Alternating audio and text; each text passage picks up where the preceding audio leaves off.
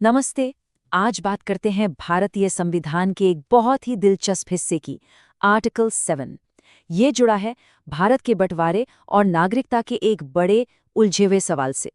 सोचिए, जो लोग उस वक्त पाकिस्तान चले गए, क्या उनके लिए भारत की नागरिकता का दरवाज़ा हमेशा के लिए बंद हो गया था? चलिए, इसी को समझते हैं। ये कोई बस एक कानूनी सवाल नहीं था।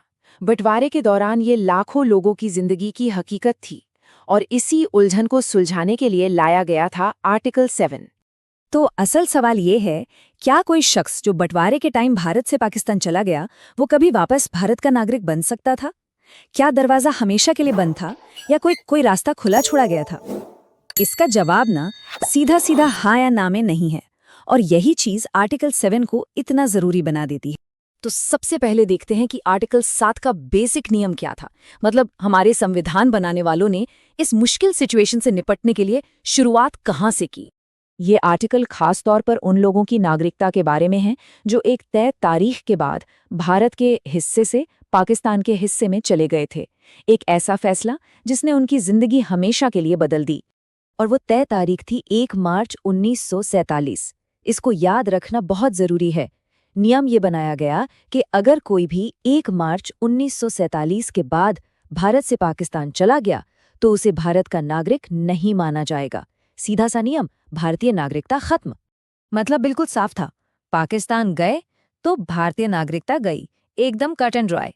पर जैसा कि मैंने कहा, कहानी यहीं खत्म नहीं होती, क्योंकि हमारे संविधान ने इस सख्त नियम में एक बहुत जरूरी, कह सकते एक उम्मीद की किरण, एक रास्ता भी छोड़ा था।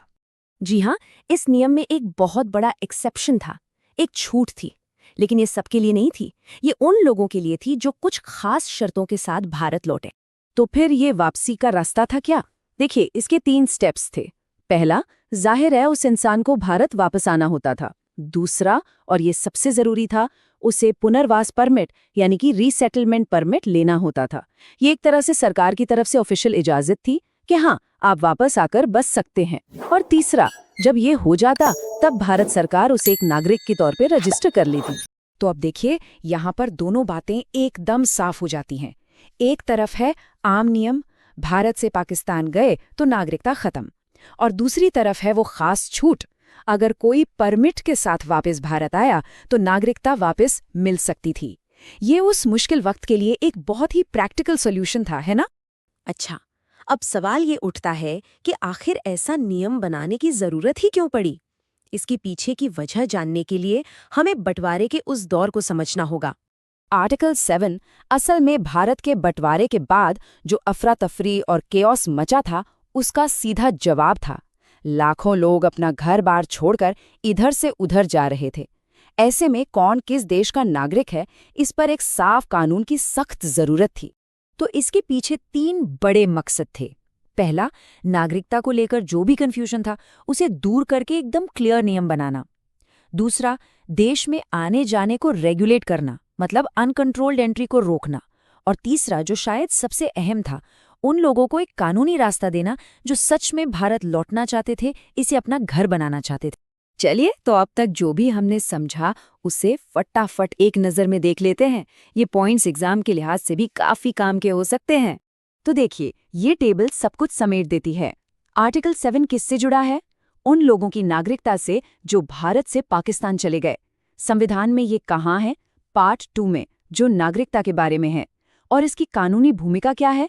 ये आर्टिकल 5 और 6 के लिए एक एक्सेप्शन की तरह काम करता है। और आखिर में, अगर आर्टिकल 7 को सिर्फ एक लाइन में समझना हो तो वो ये है, कोई भी शख्स जो भारत से पाकिस्तान चला गया वो भारत का नागरिक नहीं माना जाएगा जब तक कि वो एक कानूनी परमिट के साथ वापस न लौटे। ये लाइन दिखाती है कि हमारा संविधान कैसे सख्त नियमों और इंसानियत के बीच एक बैलेंस बनाता है, और ये सिद्धांत आज भी उतना ही मायने रखता है।